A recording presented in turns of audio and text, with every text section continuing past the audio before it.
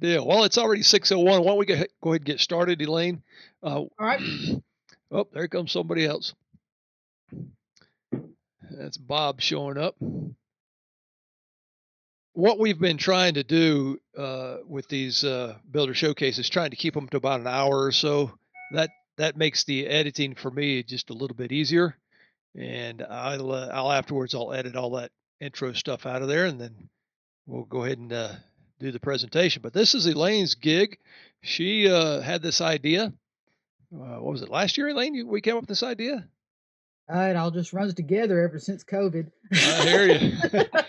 But Elaine came up with this idea because she, people would post on the forum and she'd say, well, I want to take it a little bit more. I like to see as a picture. I want some explanations. I want to be asked questions. And so she came up with the builder showcase idea, and it's worked out pretty well. And tonight's guest of honor is John Parchem, and he's going to talk about fall cape bracing. So I'm just going to turn this over to Elaine. And Elaine, I'll let you just take it and run. Well, I have to tell you, Robbie always says people have short attention spans, and an hour is probably plenty. But seeing some of the people who've shown up tonight, we just talk as long as we want to, and we'll leave the meeting when we get done, I reckon, because we've got John Parchem here, and John has contributed a lot to the forum. Anybody that's a newbie and has asked some question that was totally confusing because they didn't even know how to ask the question, John always pitches in and helps them out. And I myself have emailed him directly several times. I got his email address off his website, and I don't know, he may have taken it down now, the email address I emailed him so much, but he always was really helpful and insightful. And in fact, has said that's part of what he's wanted to do in retirement is to help other people. And that's certainly been a wonderful thing for a lot of us.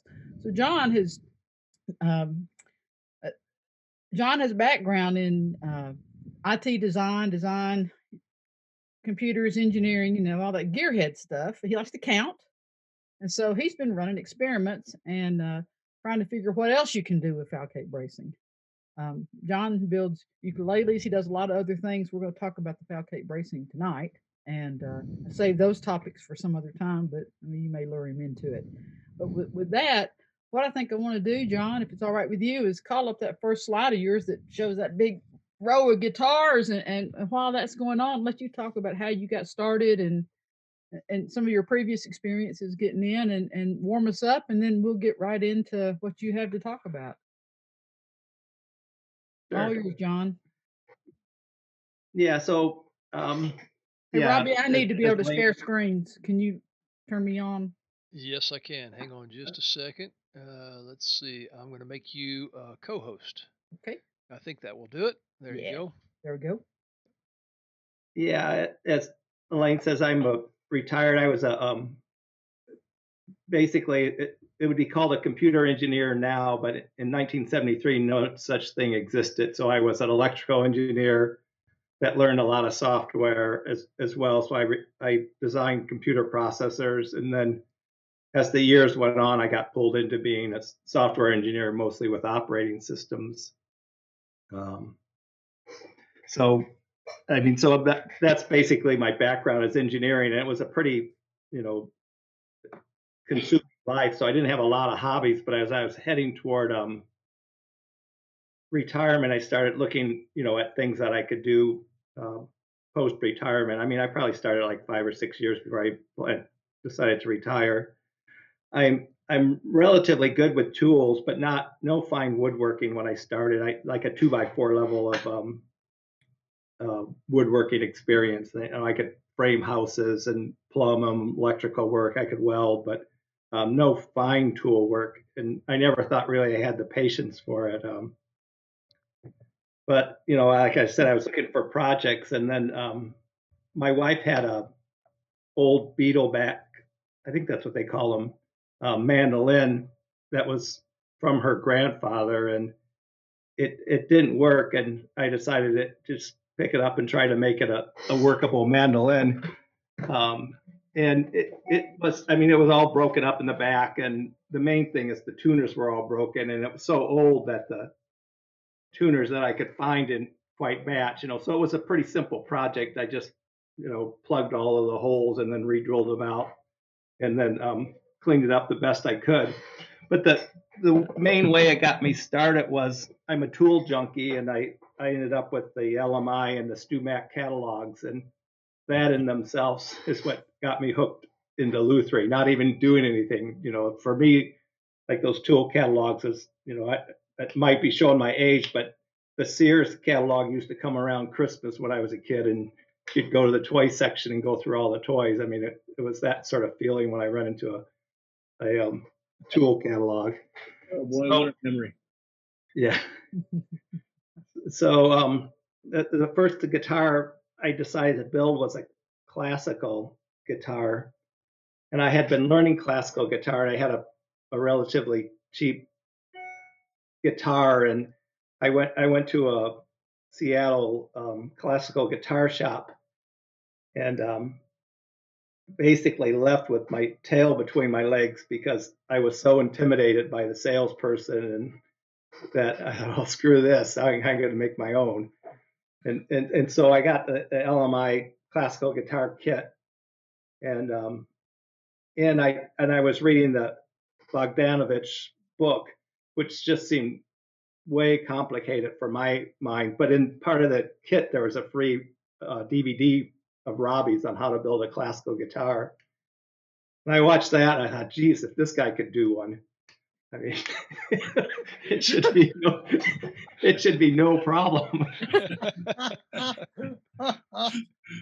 But in a positive sense, I mean, Robbie, he just simplifies all the steps and took a lot of the magic out of it. And you just sort of say, oh yeah, it just goes together like this. Oh, you could just do this. And so I sort of came up with a method that was sort of a combination between, what Robbie had, and I built a Solera with a mold from the Bogdanovich book. So between those two, I ended up with a nice sounding classical guitar, and it actually took me about 3 other classical guitars before I ever came up with one that even closely sounded as good. It's just sort of the luck of following the Jeffrey Elliott drawn Hauser 37 plans, and the build, watching the DVD and the book, and then the wood quality from the the kit builder kit from LMI was really high. So I had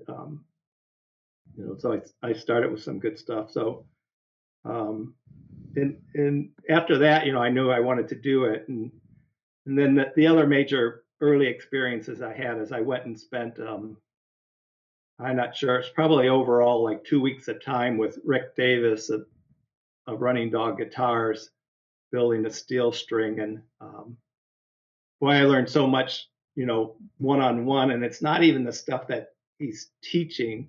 It's when he picks up a tool and uses it, when when there's a problem and how he approaches solving the problem, where he's not even thinking about teaching. It's just the experience. And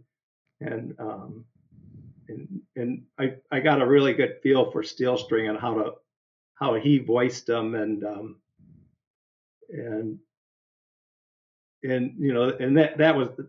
that really made a big difference, being one-on-one with him.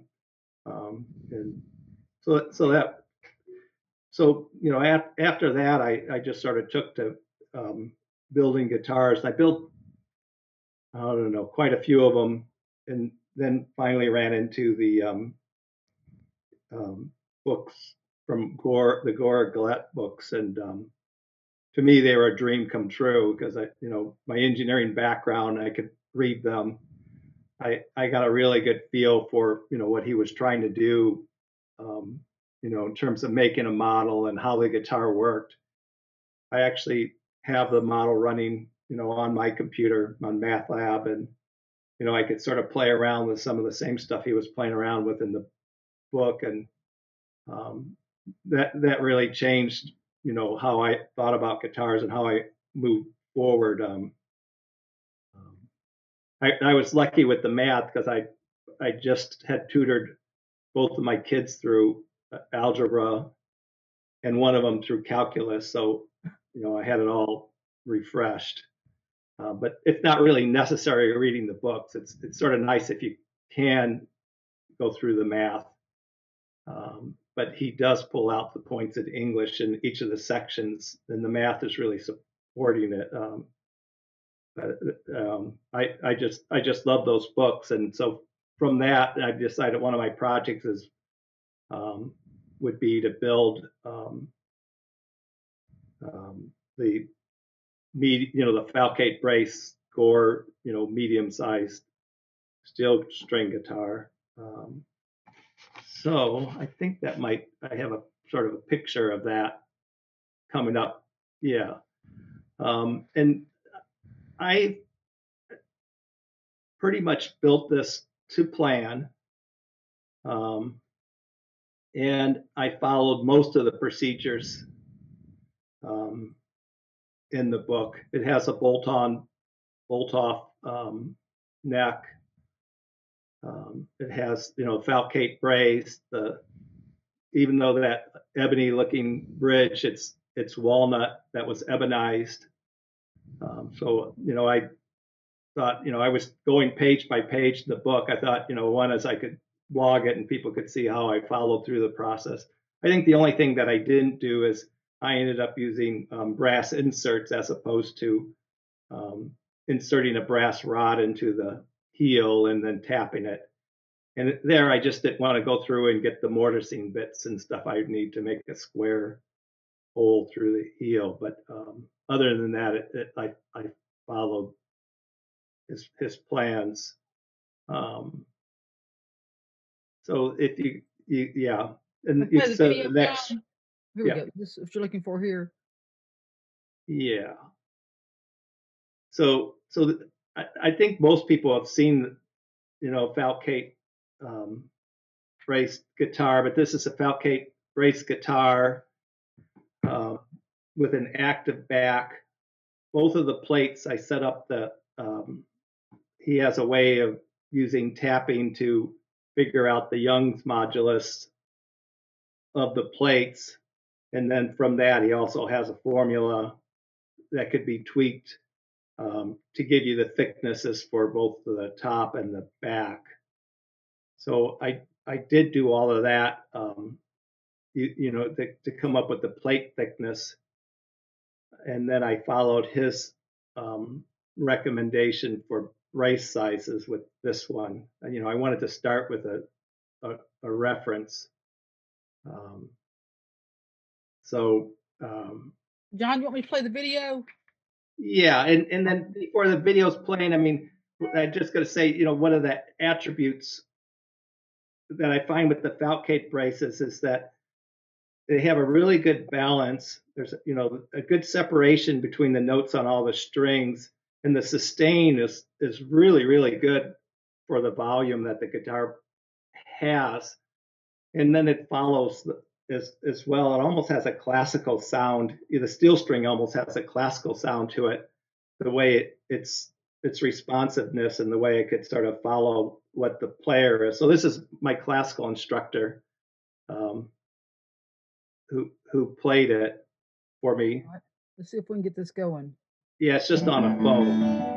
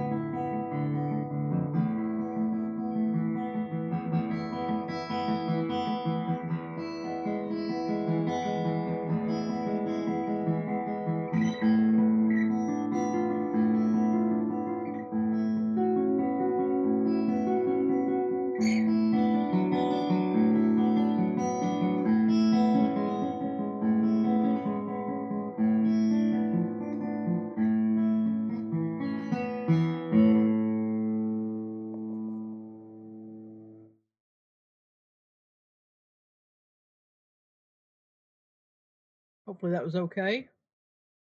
Great. Yeah, Well done. yeah. When I heard that played, what I really loved on it is like in the mid range when he was sustaining some of the harmony notes, they would just ring through, entire measures and stuff like that. And, they were just really, really clear separation. He loved it. I mean, he wasn't a steel string player at all. And he played that for about an hour. The entire lesson running, like his whole, whole sections of classical repertoire against it. And what I think one of the main things he liked it, from it, besides the responsiveness, is that he could play really quiet and it still kept its voice. That's sort of steel strings anyway, but classical guitars, a lot of times when you try to play them quiet, the voice disappears. If you're doing a deep crescendo, it just drops off. So, Have you ever timed the sustain? I haven't timed the sustain at all on it. It's all just from listening. Sounds like it's got sustain for a week or two. It does. It goes forever and ever and ever. Yeah, I mean that's because I remember that time when he was playing just that piece, and I'd hear some of those harmony notes, and they would just keep ringing. As the melody were playing against them. I thought, whoa.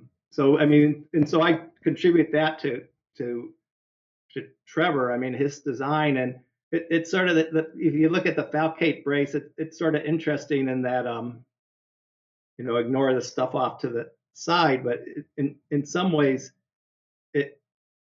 it is like an X brace guitar. If you follow across, it doesn't cross, but you sort of have the X crossing there on the but on the bridge. And Trevor's thought that he expressed in the book was that when the X brace crosses, the stiffness at that point sort of halves, because the stiffness of a bracing system is proportional to the width. And so when you cross, you have a single width for both braces.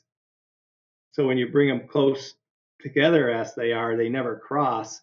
So you don't have that anomaly of the loss of stiffness, because you only and you, I mean, when you cut out the X brace, you're cutting out half of each brace right there and gluing them together. So you lose basically one of the braces just at that crossing point.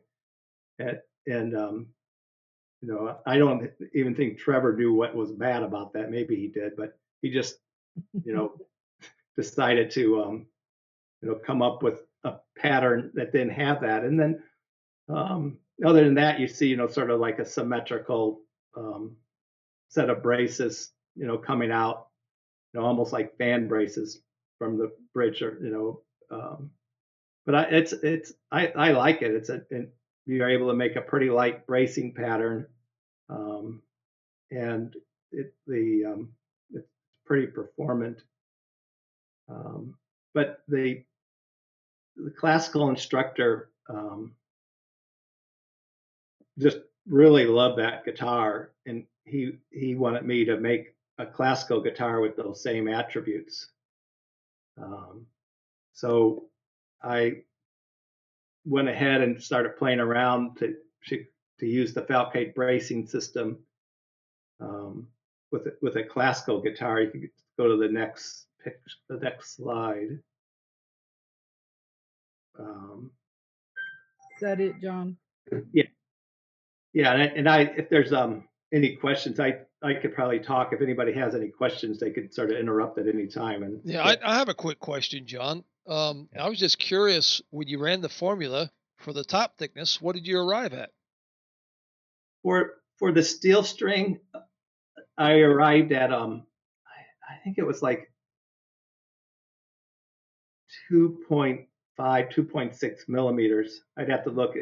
That's where usually I run between like 2.5 and 2.7 millimeters for steel string. That you mentioned that for steel string guitars, because I also have the well, I have your steel string class, and then I have the Everett voicing class as well. Right. I mean, I consume all this stuff all the time, but when I do classical tops, they're thinner than the steel string tops. Mm-hmm. So whenever I come up with a target for a classical and why I'm running it through the thickness sander, I'm doing the shaking test. And I also calculate the thickness from the formula, from the spreadsheet for the steel string. And I'm always within a half a millimeter or so where I get the rumbling sounds and what Trevor's formula gives me for a steel string. So both of those, I could probably tweak it such, because the Trevor Gore spreadsheet has a like one user knob, that he calls it vibrational stiffness, so that they match, nearly, even closer, but they're very close at, the target and what the that shaking thunder method, is. And I've thought about that, and that shaking method is, it relies on both stiffness and mass, before it'll actually make that sound, and that's what Trevor Gore's formula is doing, is dealing with the stiffness of the plate in multiple directions and the mass. So,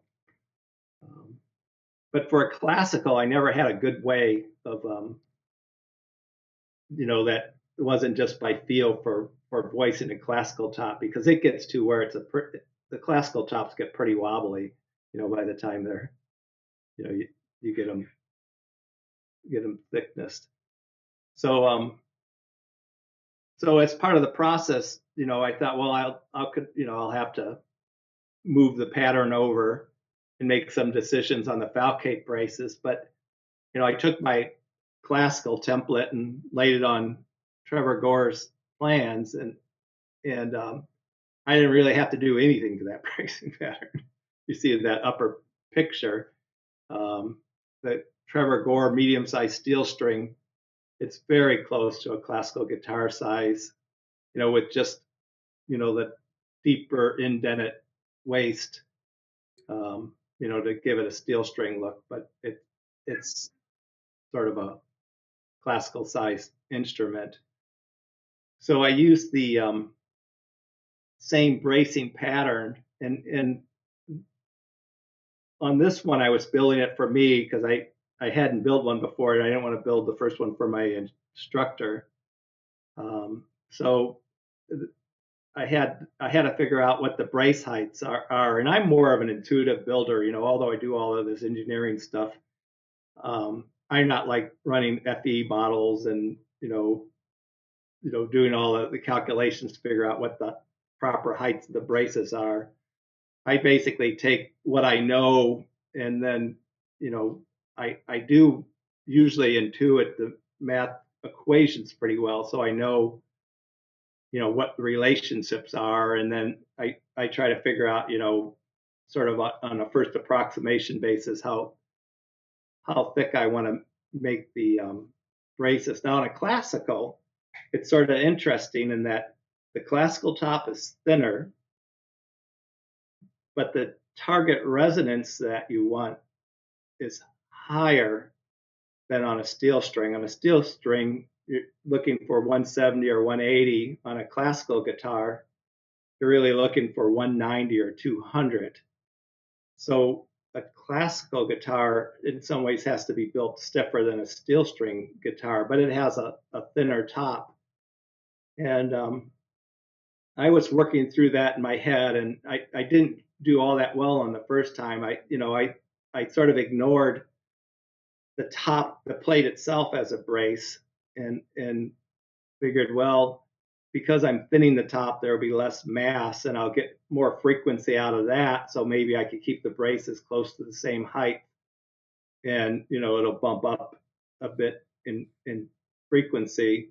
And then I thought, well, I'm already at like 8 millimeters. I thought classical guitars, I mean, my fan braces are 5, so I had those things both working with me. And it was sort of a miss in a couple ways. One is the top plate itself is a significant part of the stiffness of the whole system.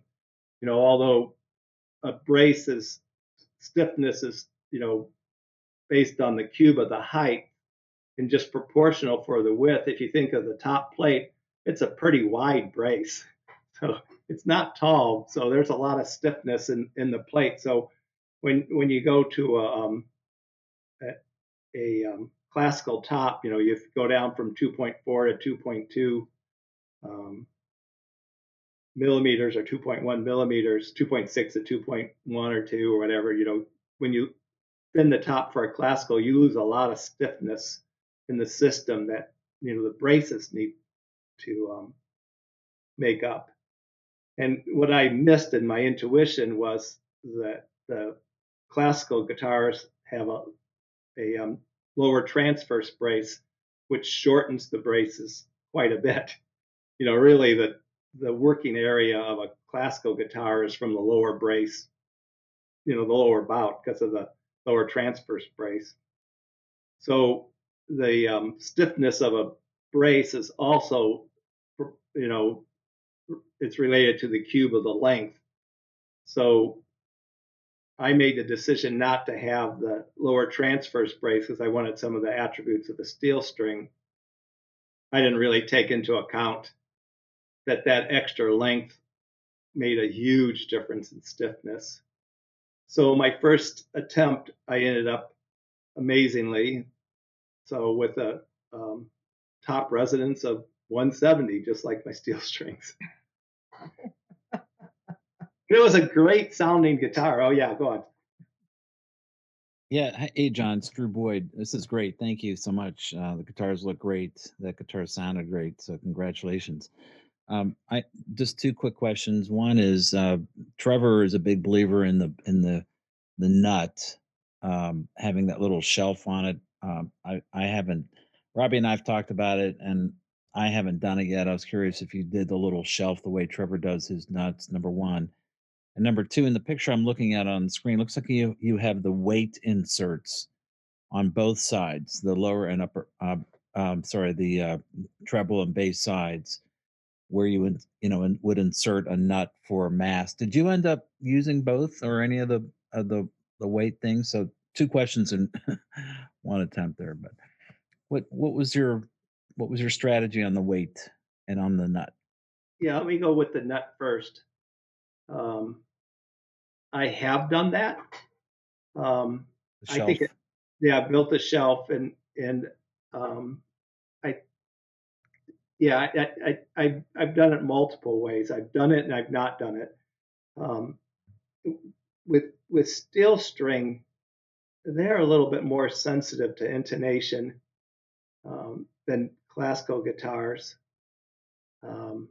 or to fixing intonation, I should say, because classical guitars are more sensitive to the touch of the player, so they'll muck it up anyway, but or fix it.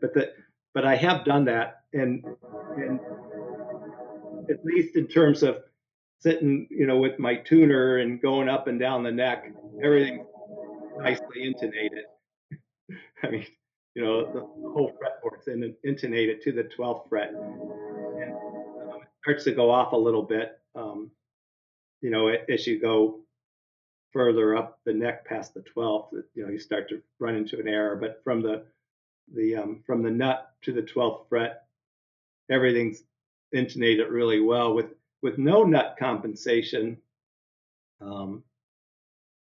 Between the fretted and the opens, you tend to end up like 4 to 5 cents sharp, and people are used to hearing that, so it might not be a big deal. One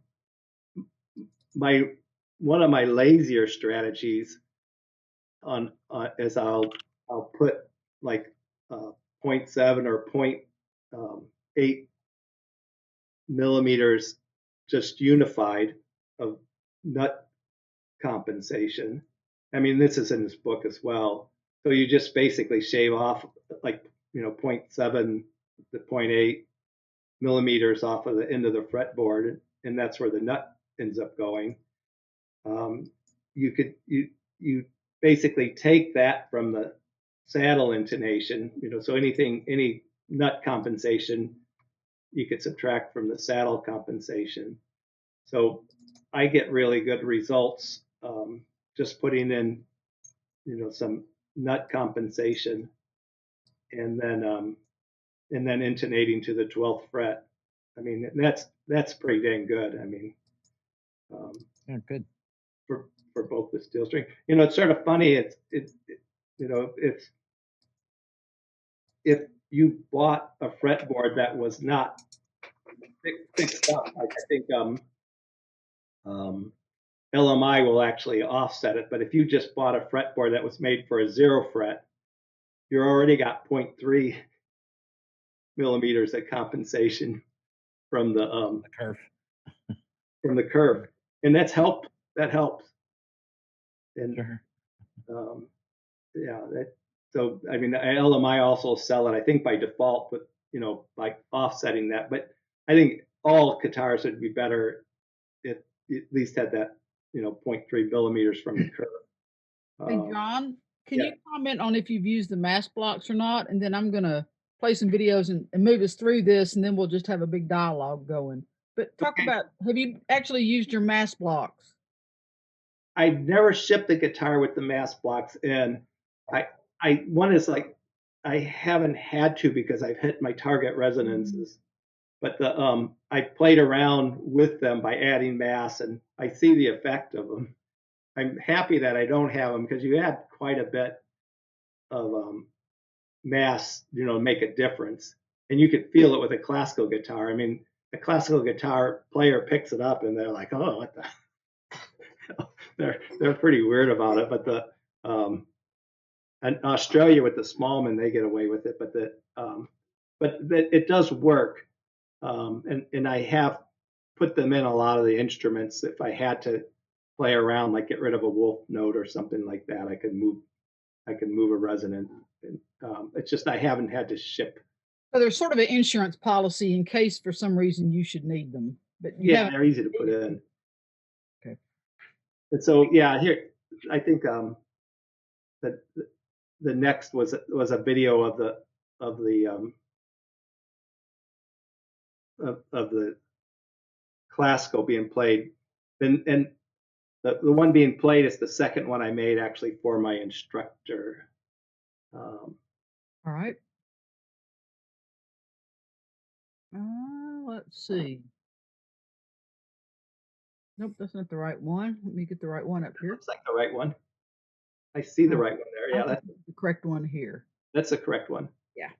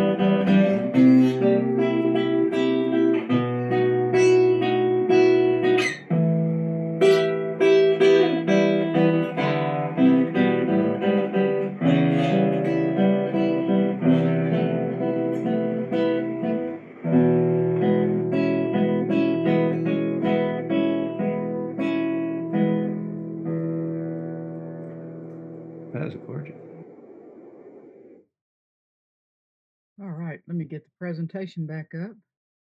Yeah, so the he's still a guitar he's playing, although he's getting older.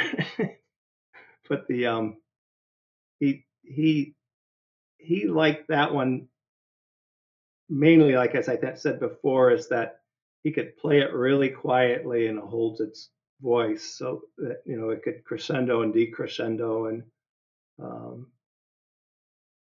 he demonstrated to that. He had been playing like a 1976, I think like a Kono 40 or something like that, and he showed me how that would, which as a concert guitar would fall off, as he would go quiet, and how the Falcate one came through. But with the Falcate classicals, I find that half of the classical players like it and the other ones absolutely hate it because it doesn't sound quite right to them.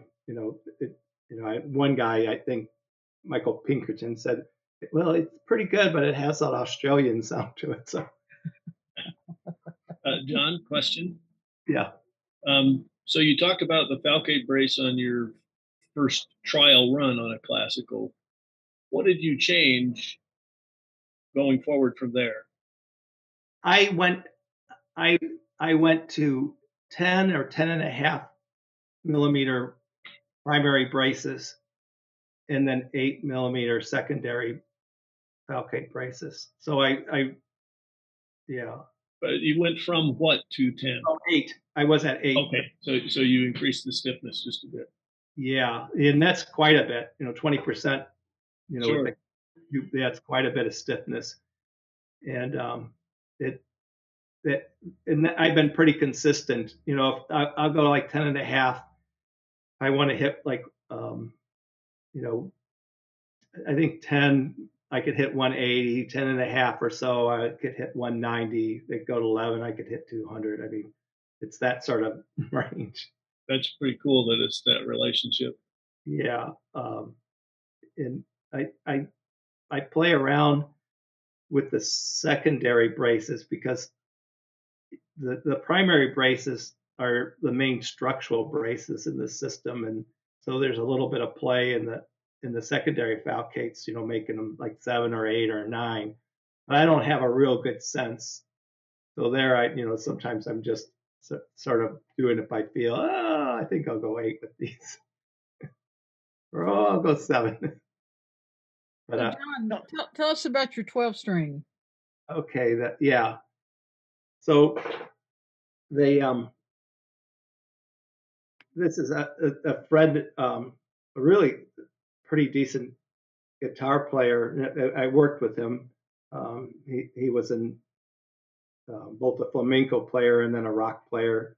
But while you're talking, I'm going to call it up. Let's listen to it. So keep talking about it. Sure. So yeah, he wanted a 12 string, and so I talked to him, about doing, he liked my steel string, my Falcate steel string, and I talked about, well, I'll give him, how about a 12 string based on that?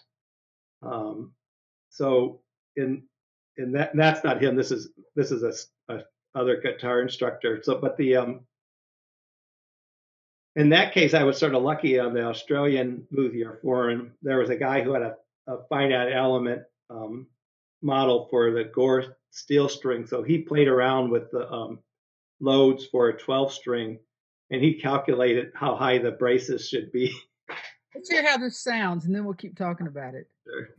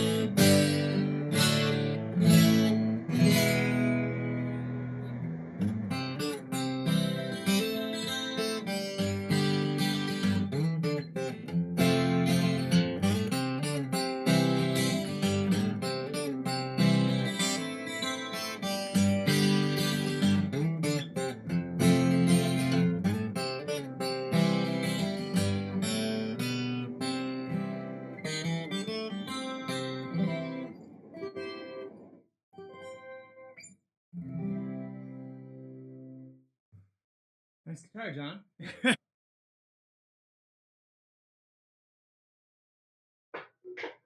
Yeah, that was a fun project. I mean, the hard one on that is that it's like the falcate braces are right where all of the, you're fitting them in between the pinholes. And I thought about going with a pinless bridge, but then I saw a picture on the Australian Luthier Forum, and a guy sort of showed how to put 2 strings in each pin, and it worked out really well. I mean, no hesitation about using that, and so then I was able to stay with basically the same plan. And there again, in this case, I ended up he calculated that either 10 millimeters or the guy on Woodsy 23 on the Australian New Zealand Luthier Forum, he calculated for 10 or 11 to pay, depending on whether using the EJ38s or 39s, and so I went with 10.5, and I didn't want the resonance to pop up too high. I still wanted to have a steel string, so I kept the secondary falcate braces at 8 millimeters. And John, how thick was the great big wide brace? Which great big wide one? The top. Oh, yeah. How thick did that turn out to be for your 12 string? Oh, that big transfer brace? No, the top of the guitar. You referred to it as a significant brace earlier in our chat. Yeah. The bridge. The bridges. I think my bridges are like I go to the steel string. They're right. Well, didn't you talk about the top of the guitar, the actual spruce top, being a brace? Oh, sorry. Yeah, you're right. Sorry, I wasn't following you. I did that just like a steel string. I really wanted to be voiced like a steel string. I didn't go thicker. Okay, all right, that's interesting. Yeah, I added quite a bit of stiffness by going from 8 to 10.5. When the piece was played, was it tuned to concert pitch for a 6 string, or was it tuned down a note? It was tuned for a 6 string. Okay, that's a lot of tension. Yeah, the EJ38s. Those are lights, that's still a lot of tension, but it's held up really well. I mean, that's good to know. The guy, but it's sort of nice, that big huge block, for the bolt on bolt off, that Trevor has in his designs. It helps carry some of that load, the right. heel block. And I think that transfer brace is like 20 millimeters high, and I actually have that glued to the heel block there. So there's quite a bit of support, at least there. And how many pieces is your bridge? 3. The bridge is on this. It's 2 pieces. I meant your bridge patch. Oh, the bridge patch. How thick is that? That's 1 millimeter thick bridge patch with the carbon fiber underneath it. Now, is there like 3 pieces sandwiched in between your braces? 3 pieces? Oh, no. I your bridge patch. No, there's one piece. I like on a classical fan brace. I notched out the braces, so they fit over, and they and I did it really tight, so they glue right on the patch. So those falcate braces, and the carbon fiber, it just runs right up, right there. So yeah, the bridge plate is 1 piece. Yeah, the one thing that with the falcate design is that there's not a lot of bracing from the the right the treble side to the bass side. So the bridge and bridge plate and stuff provides a lot of your your cross stiffness, and you need to be careful with that. The bridge for this is it's a rosewood bridge, but it was sliced, and there's a layer of carbon fiber about a millimeter down from the from the top of the bridge. So there's I'll make a comment here. I've been kind of looking at 12 strings built in a ladder bracing style, and what I'm seeing in the picture on the upper right is there's a brace that goes straight across the middle of that guitar. If you imagine it as a ladder braced right there at the bridge plate. Yeah, no, there is it because that I line up those lateral braces. What you're talking about, they line up right with the bridge. Exactly, but it looks like almost like a ladder brace right there. Yeah. Ignoring the rest of the falcate stuff, it just looks like a straight across brace. That's interesting. Yeah, that's interesting. That might have came from Trevor's sort of, viewing some of the classical guitars have like a brace size lateral brace, going across the, right around the bridge as well. Some of the designs do, right over the fans. But yeah, I don't know. I mean, I don't, I don't know exactly what a 12 string is supposed to sound like, but I was happy with the way that sounded. Can I jump in here for a minute? That gives me a really good opening. I used to be a big 12 string player way back in the day. I loved them and I played them a lot. And I ended up getting away from them because music styles change, but mostly because they're so darn hard to control. 12 strings have just so much output and so much overtone. And one thing that I really liked about your guitar is, and I mean this in a really good way, it's a little drier than most 12 strings. And as a result, there's a lot more clarity, note to note, in the guitar. And even when you're playing the chords, when he was playing that, the chords died off just in the right way to make room for what was coming beyond. And that's a great design. That the sound of that guitar is really, really pleasing for a 12 string. Good job on that. Well, thanks. Yeah, it's sort of interesting because I appreciate that comment. It's like the sound of the guitar so often is based on what another guitar had sounded like. So so if you have a guitar that doesn't sound like what Segovia plays, or what some of the 12 strings that were popular in the late 60s and stuff like that, that were in recordings, then sometimes, but I mean, I do like that, but that is you do get that out of falcates, and I've heard it in guitars that aren't mine as well, as the separation between the notes and the clarity really comes through. Serves the guitar really well. And then I'm going to jump into your classical. It's really interesting in listening to the steel string and then to the classical. That classical had a ton of presence, much more so than I hear now. Granted, we're doing Zoom, and this is not all heavy duty recorded music, but it had a whole lot of presence that came through, which I normally don't hear. So I guess that my question on that score side is, you've built other classicals that aren't Falcat, right? Yes. Okay. Which do you like better from a sound perspective? I like the Falcate sound better. Myself, I like the responsiveness. I like the clarity of the sound. But you made that comment that was a little drier, and I don't look at that as a negative light, but that's, I think, no, that was just on the 12 string. It totally reversed on the classical. That guitar, there was a presence to it. You didn't lose any clarity, but there was plenty of sustain, and ton of bottom end, which that's hard to achieve on a classical guitar.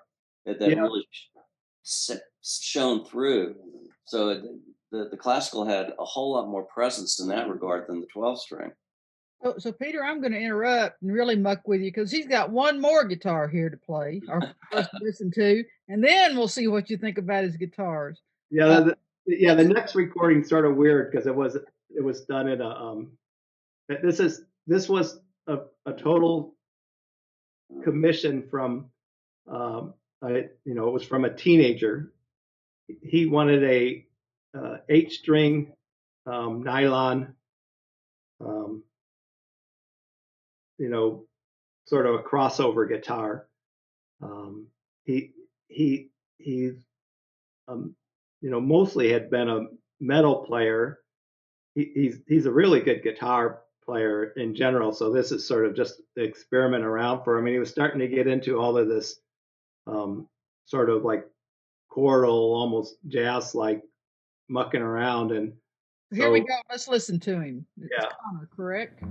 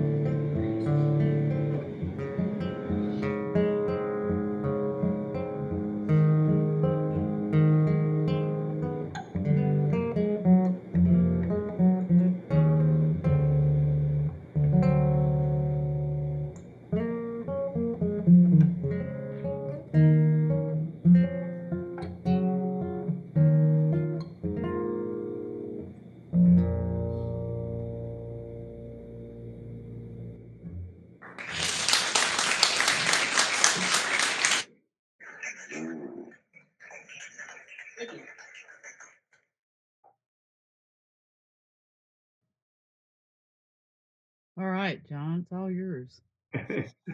So yeah, that was an interesting one. Sorry I don't have a better recording. I think you were hearing there through the K&K pickups.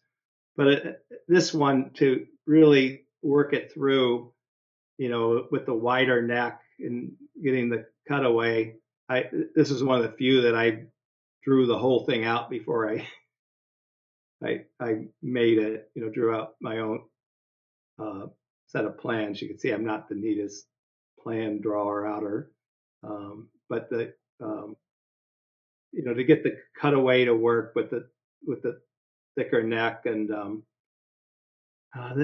this one I finished the guitar and it sounded pretty good, but I wasn't comfortable with the way that the bridge was rotating, so I rebuilt the top.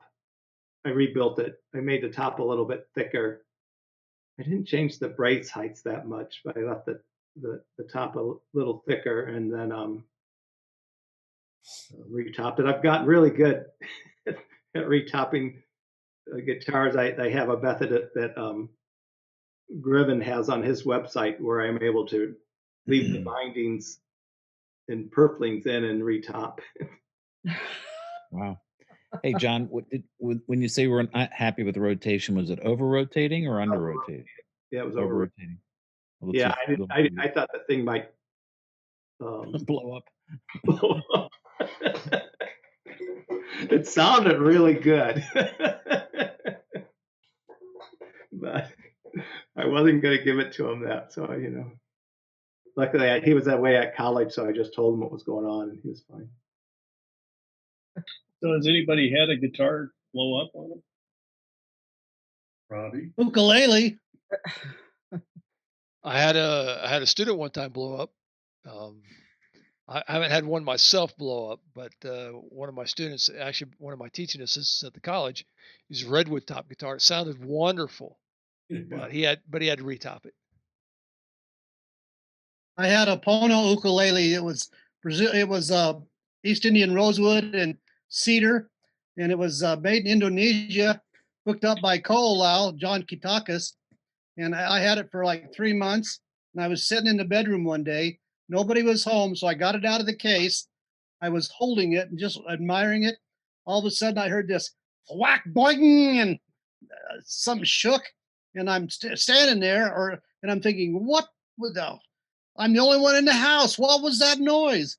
So I started looking closely, and it had a end jack on it, and there was about seven cracks around the end jack, and there was a crack up on the base side of the top up to the fretboard, and then there was the top had rotated about, or the bridge had rotated about not quite 180 degrees, but it sucked in like somebody had stuck a vacuum in the sound hole. It was just amazing. Robbie, a sounding injury. Can you explain a little bit about what bridge rotation is and what causes it? Well, I mean it's just in the way that the strings are going over the saddle, and then they're coming in on the inside, so that it's just the strings are leveraging the bottom of the bridge. So, you know, when the guitar is strung up under pressure, the bridge will rotate a little bit just under string pressure. Like me, 45 degrees is not a good way to go on a bridge. I think what Trevor in the book says, like 3 degrees is good. Yeah. When talking to him in person, he says 1 degree is good. What's bad is 0, because it really might be -3. So it's like you don't want too much rotation. A little bit of rotation shows that the top isn't too far off, and he likes 3 degrees. But mainly he likes to see some rotation, or it's possibly way overbuilt. Robbie, I'm gonna have to go. Bye, guys. Thanks for everything. John, thanks. Seeing you.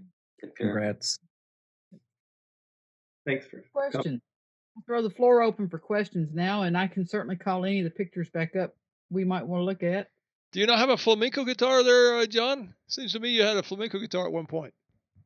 Yeah, I have a couple of them. 3 of them. Didn't you have Paco play one of the flamencos when he was here? Yeah, I could if you guys want to hear that, I have that recorded on my website. Did you not send that to Elaine? No, he didn't send any of the That was a flamenco. great Oh, performance. I'm man. at that flamenco night, Robbie. Yeah. Really Okay. good Well, performance. we'll do it again when we have flamenco night. Yeah. The flamenco night. Yeah, no, that was yeah, because I followed. I mean I was gonna. For me, I'm totally an amateur luthier. I mean, and I say that in more the pure sense. It's just I love guitars, so it's a really deep hobby, but I don't need to earn money. I'm almost paying for my shop with selling guitars. It's probably an almost. But it gives me freedom to make whatever I want, not have to nail down making the same type of guitar over and over again, or refine my processes. And then for me, it's like when I picked up and built a flamenco, it's not just building the class. I've been taking flamenco guitar lessons for like 18 months as well. So I go all into the learning how to play the instrument, and so I could get a feel for what they're supposed to sound like, and then also part of my amateur, the love of the guitar is I do blog almost. If you go on my website, almost every one of my guitars I built, there's a pretty detailed blog on it, and that's just I just love doing it. It's part of it's not a burden or anything for me. It's just part of the hobby. It's what I like to do. Hey, John. We like you doing it too. Yeah. John, one of the things we talked about, I always online meet who I'm going to be talking to, and we go through all the material, make sure I can get it uploaded. But one of the things we talked about that I thought was an interesting concept, and we have some builders on here I think that can pitch in and talk about this. But I asked you about some detail. Does it really make a difference? And you said there's some things that are big impact on the design, and there's other things that might be little impacts, might be, And so that's really been handy to me to think about. Am I focusing on things that may or may not matter, and there's other big design decisions. So can you talk a little bit, and the rest of you pitch in too, because there'll be other builders that'll benefit from this. What are big design impacts? What are things you really got to get right? What's number one on your list? Yeah, I mean, there's a few areas. I mean, getting the geometry of the guitar right is a big impact thing. But like the neck angle, and that by geometry, the neck angle and the placement of the bridge, the nut, actually, so that it's in tone, correct? Yeah, right, and yeah, so that it's playable, and then I think it's I, there are just a lot of there's some details, the height of your transfer braces, once they're big enough, it's not a big deal. but getting the voicing of the guitar right is a big decision. I mean, for me, with I see a lot of times on the forums, people who are going to struggle building their first guitar, stress out on the smallest level of details. Does spruce sound better with mahogany, or does it sound better with rosewood? Those type of questions. And for me, a lot of those are like, except visually, they're smaller decisions. But I mean, I think when in our discussion we had is when I was a design engineer, working, designing chips, there'd be engineers that wouldn't be able to work as quickly as me because they would spend, forever getting 10% performance out of a circuit. But that circuit only contributes to the overall performance, 1 or 2%. So then by spending, an extra 4 weeks or something optimizing that one circuit, they've got no benefit from it. We call that don't let the perfect get in the way of the good. Right. Yeah. And in technology, I mean, they never considered the fact that technology was moving so fast at that time that a month of time, you've lost performance because the technology is getting faster all the time. So, but I carry that philosophy through, and so I try to focus on things that matter. Getting the thickness of the top, I think, matters a lot. The top is what's going to give the instrument the voice. So having a way to get the top thickness correct, I think, is even bigger than getting the brace heights absolutely perfect, because the sound's coming from the top itself. From what you've been saying, and just inferring from your build practices and the reliance on the empiricism, you're not a big adherent to the back and sides wood species makes much difference to the overall sound of the guitar. Is that a fair statement? That's a fair statement. The tops do. I mean, difference between cedar or rosewood or spruce. I don't know. I mean, it's like I say that. I mean, I get in arguments with electric builders. The species of right. No, where I was really going with that is, you've built a lot of guitars. So, are there any that particularly stand out to you because you think they sound better, given all other things are kind of equal, in your falcate system of building, given what you're doing? Does any of the wood choices stand out as being particularly good or bad, or really doesn't? The wood, the back and sides do make a difference in that some woods are denser than others. So if you want to have an active back, you just like you're picking out a top, if your back's going to be an active component of the sound, you do need to pick out a stiffness density such that when you get that top, get the back moving, it's not going to steal too much energy, and you can get it moving. And so in that respect, if I'm going to design a guitar like using like Coca-Cola or something, or which I find, or even African rosewood, they're a little bit heavy, so I'll tend to make those reflective backs or non-active backs, because they're sort of dense. Even though African rosewood has a wonderful tap tone, it's just too much mass to get moving to really be effective as a passive back. But guitars made out of, I mean, koa, rosewood, and mahogany, I could use all those and make active backs, and I can't hear the difference. So when I do, if the wood's suitable for what I'm doing, I have a hard time hearing the difference. John, I have a question for you. My big body jazz tenor ukuleles is 10.5-inch wide lower bout, 8.5-inch upper bout, and it's 12 inches long. And I want to make a flamenco ukulele. And I was wondering, how do you think the falcate would work on a flamenco ukulele? I think it would work on a ukulele. I questioned it. Like I build my, I don't use falcate for my flamenco, in that the to me the falcate brace, especially the carbon fiber, gives me the exact opposite that I want for a flamenco. With a flamenco, I want to like strong attack, quick, no sustain to speak of, and the carbon fiber falcates, it tends to be, that like a cleaner sound with a lot of sustain. And so when I build flamencos, I do fan braces, still, because they sound more like a flamenco to me.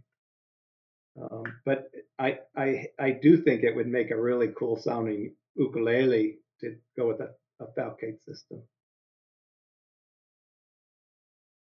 I'm going to find out here soon. Yeah. We got time for a couple more questions. I got a quick one, John. So Trevor's bolt-on, bolt-off neck is a lot more work. And I'm wondering if you've compared Falcate brace guitars with just a traditional bolt-on versus Trevor's bolt-on, bolt-off, and what differences you noticed in those, if any, as far as sound and playability. Well, actually, it's sort of interesting. The in sound, no difference. Mm. But to sort of satisfy the classical people in the Rosewood classical guitar shop, I make a Falcate brace classical without with the as a Spanish style, with Spanish heel and everything, and they pick it up and it feels like a classical guitar to them. Familiar, yeah. Because those guys, when they pick up a guitar that's slightly heavier, you see them going, Yeah. So I mean, I think that's perfectly acceptable. I don't think that I might have made one Falcate with just a regular bolt-on without the bolt-on, bolt-off, and I glued down the extension. I think I may have made one, but I was just too lazy for that guitar. It was when I was building for somebody for money, but I like the to be able to take the necks off real easy and play around with them and muck around. But a regular bolt-on is just fine. Okay. It's as fine on a Falcate as it is on an X brace or as on a band brace. Okay, good. Thanks. Peter, I feel like I cut you off when you were talking about clarity on the first two. No, I just listen to the last one, so I want to be sure and give you an opportunity to. No, I love the way these guitars sound, and then the steel string, just standard 6 steel string, wonderful sounding guitar. The sound of those guitars, I've heard a couple of them, a couple of years, and some others, and that would get me to invest the time and the learning curve on that system, which is kind of steep. Yeah, it's messy, but I mean, the one thing you notice, I mean, I used the same. You can see the shape. I used the same mold to make all of my Falcate braces, no matter what guitar I'm doing. I sort of muck around with them, and place them for a 14, fret body joint versus a 12 fret body joint and the like. But I keep the same brace. I make them a little long so I could, play them, move them around. Huh? Great sounding guitars. Thank you. Any other questions? Well, John, thank you so much. And if you go to his website, Harvest Moon Guitars, you'll find there is a lot of information there. I use it frequently to figure out how to do something because he's generally got it in a picture somewhere, 2 or 3 different ways. John, thank you so much. And thank you. Thank you for the help given. Thank you. Thanks, John. Appreciate I it. have a question for you. This is for Elaine. Okay. When's your turn going to be for the Builder Showcase? When do you get to your stuff? Oh, I think might probably be a firewood show right now, so we'll have to wait a while. Probably the most fun I've had is the 2 resonators I built. They have the sound holes in them, and they have been fun. And I have enough of the engineer in me. I do like those bolt-on, bolt-off necks because I just keep taking it off and fooling with it. And it's just like sounds like the bolt-on, bolt-off neck is more convenient for the luthier rather than the player. Well, especially if you're an amateur and you've got something wrong, you need to get it off and fix it. I mean, it's a whole lot easier. So, and to me, they're a lot easier to finish. But maybe one time we're talking about maybe having a resonator night and a flamenco night, and instead of just having one person show several of a kind that maybe not a lot of people build, and talk about that sort of stuff. So I'll eventually do it. I'm having a good time talking to everybody. I've learned a lot, so it's been fun. And Robbie, we've taken up your evening, and we know you got a lot going these days. Yes, And yes. so thanks for Who's putting up with us. who's next month's guest? You know, I don't even know. I'll start on All right. that tomorrow. That's the beauty of being retired. Perfect. All right. Well, looking forward to Thank you, next John. month. All right. Thank you all. Thank Bye-bye. you so Good much, night. John. We'll Good celebrate night, next month. everybody. Uh-huh. Bye-bye.